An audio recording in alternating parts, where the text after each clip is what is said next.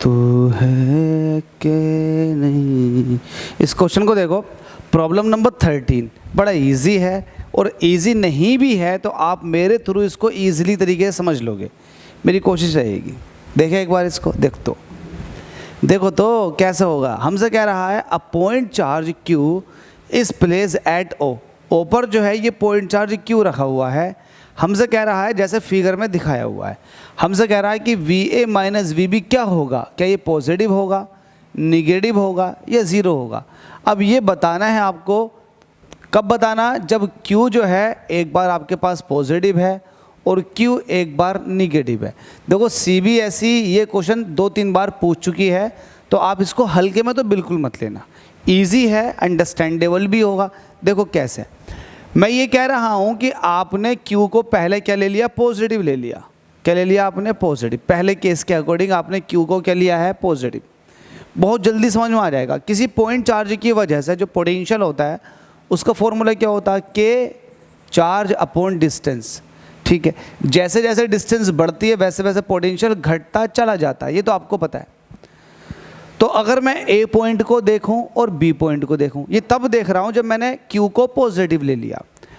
तो जब मैंने इसको पॉजिटिव लिया है तो आप ये देखेंगे कि A और B ये 2 पॉइंट हैं। A जो है ये नज़दीक है Q के, और B जो है वो Q से बहुत दूर है।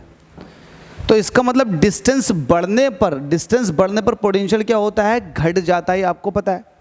तो यहाँ पर पोटेंशियल जो होगा वो कम होगा और यहाँ जो पोटेंशियल होगा वो ज़्यादा होगा। मतलब VA जो है वो ज़्यादा होगा VB से। क्यों, मैंने आपको डिस्टेंस के हिसाब से समझा दिया। जब VA BB से ज़्यादा है तो इसका मतलब अगर VA में से VB को माइनस करोगे, बड़ी चीज़ में छोटी चीज़ को घटाओगे तो वैल्यू 0 से ज़्यादा ही आएगी। जैसे 5 में से 3 को घटा दोगे तो वैल्यू 2 आ गई, 2 जो है 0 से ज़्यादा है। अगर 6 में से 1 को घटाओगे तो 5 आ जाएगा, 5 जो है वो 0 से बड़ा है। ठीक है, ये वाली बात ध्यान रखनी है आपको।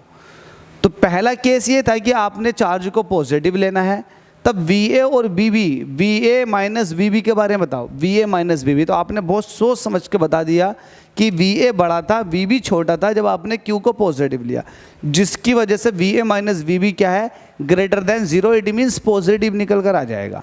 तो होप सो पहली बात समझ में आ गया होगा आपको। आपने लिख रखा if Q is positive then VA minus VB is positive. पहली बात क्लियर हो गई आपको। इन्होंने अलग तरीके से देखा, मैंने अलग तरीके से। ठीक है, चलो दूसरा पॉइंट लेते हैं इसका। दूसरा पॉइंट ये है कि अब आपने क्या करना है, आपने Q को निगेटिव ले लेना। निगेटिव Q क्या है आपके पास, अब निगेटिव है। ठीक है, अब आपको पता है पोटेंशियल स्केलर क्वांटिटी है, ये अगर निगेटिव लिया तो पोटेंशियल भी KQ अपॉन R हो जाएगा निगेटिव में। क्लियर है ये वाली बात, बहुत अच्छे से। अब मैं ये कह रहा हूँ कि डिस्टेंस के बढ़ने पर पोटेंशियल क्या होता है, घटता चला जाता है। तो डिस्टेंस बढ़ गई, पोटेंशियल क्या हो जाएगा, घट जाएगा। तो यहाँ पर निगेटिव होगा पोटेंशियल। तो निगेटिव में अगर मैं यहाँ कहूँ VB है, ये VB निगेटिव में है, निगेटिव में तो आएगा, VB भी निगेटिव में आएगा और A का पोटेंशियल भी निगेटिव में आएगा। अब मेरा सवाल ये है कि यहाँ का पोटेंशियल निगेटिव में, देखो शब्दों पर ध्यान देना, निगेटिव में ज़्यादा छोटा होगा या यहाँ का।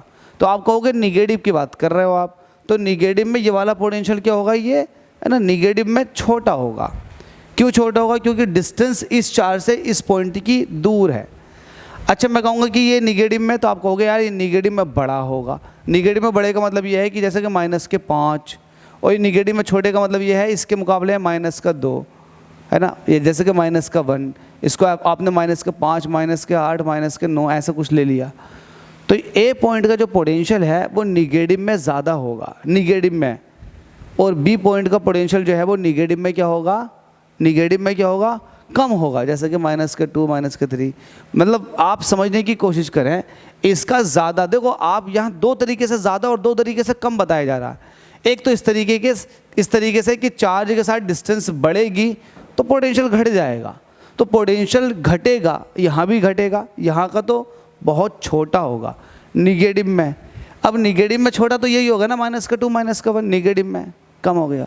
लेकिन यहाँ के पोटेंशियल की अगर आप बात करोगे तो निगेटिव में बहुत बड़ी वैल्यू होगी, जैसे कि -5, -6।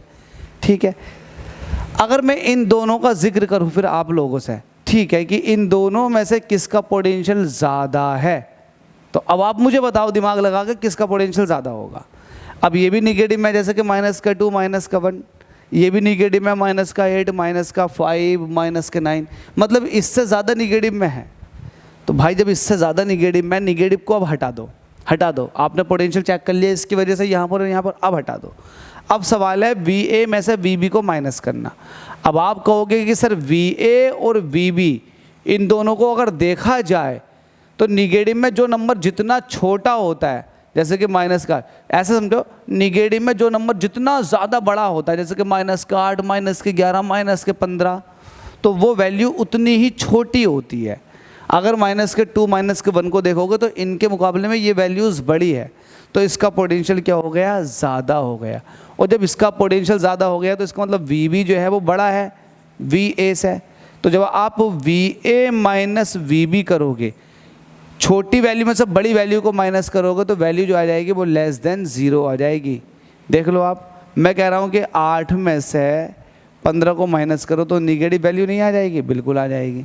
तो वैसे ही ये केस है कि अगर VA में से VB को माइनस करोगे तो वैल्यू क्या आ जाएगी, <0, और 0 से जो छोटा होता है वो निगेटिव नंबर होता, तो ये निगेटिव हो जाएगा। ठीक है, मैंने पूरी कोशिश की है समझाने की, वरना आप इस मेथड से भी समझ सकते हो। इन्होंने कहा है कि भाई आप डिस्टेंस के हिसाब से देखोगे, डिस्टेंस तो पॉजिटिव है, डिस्टेंस पॉजिटिव निकल कर आई है क्या, 1/OA minus 1/OB according to question, ये वैल्यू पॉजिटिव निकल कर आई है। अब चार्ज डिसाइड करेगा, अगर चार्ज पॉजिटिव है तो ये डिफरेंस पॉजिटिव, चार्ज निगेटिव है तो ये डिफरेंस निगेटिव। ऐसे भी समझ सकते हैं according to question VA minus VB, direct value रखो Q/OB, और ये Q/O है। अगर 1/OA 1/OB इन दोनों को देखोगे तो आपको डायग्राम तो साफ दिख रहा होगा, और इसके हिसाब से ये वैल्यू पॉजिटिव आ रही है। ये वैल्यू तो ऑटोमेटिकली पॉजिटिव है, छोड़ो अब इसको। अगर Q पॉजिटिव है तो overall value positive, Q negative है तो ओवरऑल वैल्यू निगेटिव। तो इनके तरीके से भी समझ सकते हो और हमारे तरीके से भी समझ सकते हो, जो ईजी लगे उसको इम्प्लीमेंट कर दो। Thank you so much.